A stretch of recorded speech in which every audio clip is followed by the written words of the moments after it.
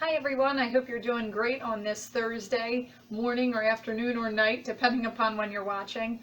Thank you for sticking with us through these devotionals this week.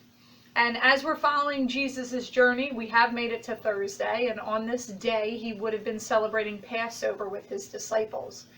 And I read this account over numerous times this week as I've gone through all of the Gospels. And there are two things that have stuck out to me about the Passover meal, and so that's what I'm going to speak about tonight. I'm going to read two portions of Matthew 26. So if you have your Bibles, you can turn there. I'm going to be reading verses 20 through 25 and then 31 through 35. So let's jump right in here. Matthew 26, verse 20. It says, "When evening came, Jesus was reclining at the table with the 12. And while they were eating, he said, 'Truly I tell you that one of you will betray me.' They were very sad, and they began to say to him one after the other, 'Surely you don't mean me, Lord.' And Jesus responded, 'The one who has dipped his hand into the bowl with me will betray me. The Son of Man will go just as it is written about him, but woe to the man who betrays the Son of Man. It would be better for him if he had not been born.' And then Judas, the one who had dipped his hand in the bowl, the one who would betray him, said, 'Surely you don't mean me, Rabbi.'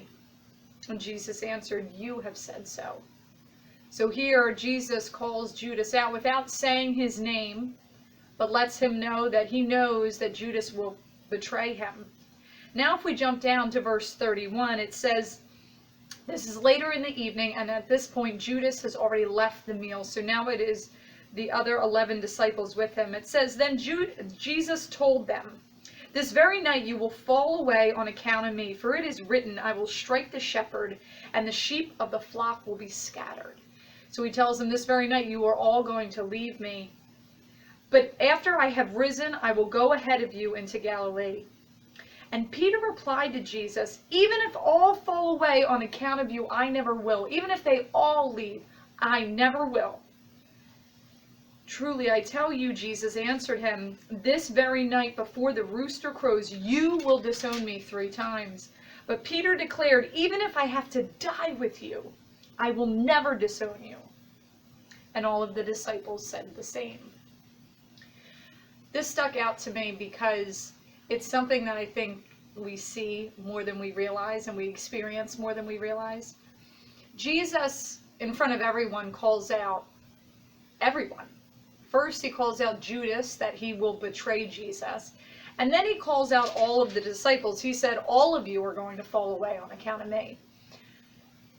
And then specifically, Peter gets up and tries to defend himself and say, no. He denies that he would ever do that. And Jesus actually points out to him specifically, not only will you fall away from me, but you will deny me 3 different times tonight. All of the disciples, Peter and Judas specifically, very directly, respond in a way that all of us do when we are called out on the carpet, when we are presented with an ugly truth about ourselves.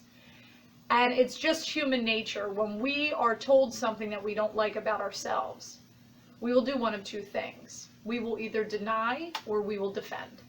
When somebody comes to us and says something that's unflattering, or says something that makes us uncomfortable or makes us feel insecure, we will put up our defenses. Sometimes that's denying, and sometimes that is just explaining why we did or do the things that we do. For each of us, we've experienced it. Whether you're talking about your spouse telling you you've done something wrong, a parent telling you you've done something wrong, even your child telling you you've done something wrong. My own kids, they always say, "Mommy, you made a mistake." And when people tell us that we've done something wrong, it is difficult to hear at times. Our employers will tell us we've done something wrong. Sometimes our fellow employees will point out. Even if it's not something we've done wrong, if they just say something about us, the things that we've done, the things that we've said, the way that we've acted, and we don't feel good about it, we will become defensive or we will deny. And that's the opposite of what I think we should be doing. You see, as Christians, let me start off with this. The rest of the world today, whenever we hear something that we don't like, society as a whole has just gotten so offended with everything. We get mad and we get offended. If we don't like what we hear, we get mad. But that's not the way that we should be. We should be humble in spirit. And part of humility is being able to see that we're not perfect, is being able to see that we have flaws, and being able to see that that's not necessarily a bad thing. It's just a way to improve ourselves.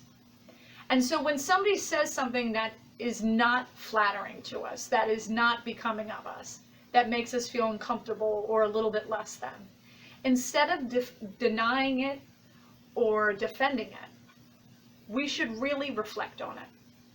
Because when I think about this account, Judas at this point, he had not yet betrayed Jesus. He had agreed to betray Jesus for 30 pieces of silver, but he had not yet done it.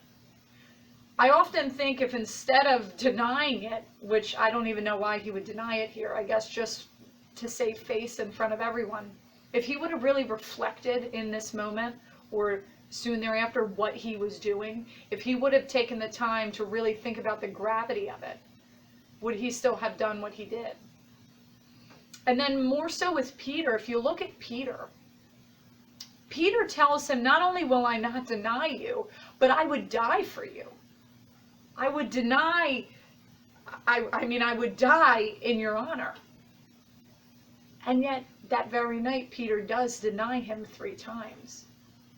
If Peter would have taken this time, instead of trying to defend himself or deny that he would ever do something like that, if he would have really thought about it, when those situations arose later down the line, he would have realized it far sooner than when that rooster crowed 3 times. He may have not have denied Jesus at all, but he didn't reflect on it. Instead, he defended himself. He tried to defend what he would actually do. He denied any wrongdoing in the future. You see, when we defend and deny, we miss the opportunity to grow. We miss the opportunity to better ourselves. Do we like when people say something negative about us? No. Nobody likes hearing anything negative. But instead of using it as a time to get angry, or a time to get spiteful, or a time to get insecure and feel less than, instead of letting all those negative emotions come up, think about how you can do better. If your spouse tells you something negative, maybe they're telling you because there is a problem, and that marriage can be strengthened if both people are better. Same runs true, even if your child tells you that you've done something wrong, maybe there's a way that you can be better in the future. Same goes for your place of employment. If someone there is telling you that there's a better way to do things or there's a better way to act, instead of taking it as a personal offense against you, take it as a way to grow and be better at whatever it is that you do. Jesus was telling them this because it would benefit them down the line.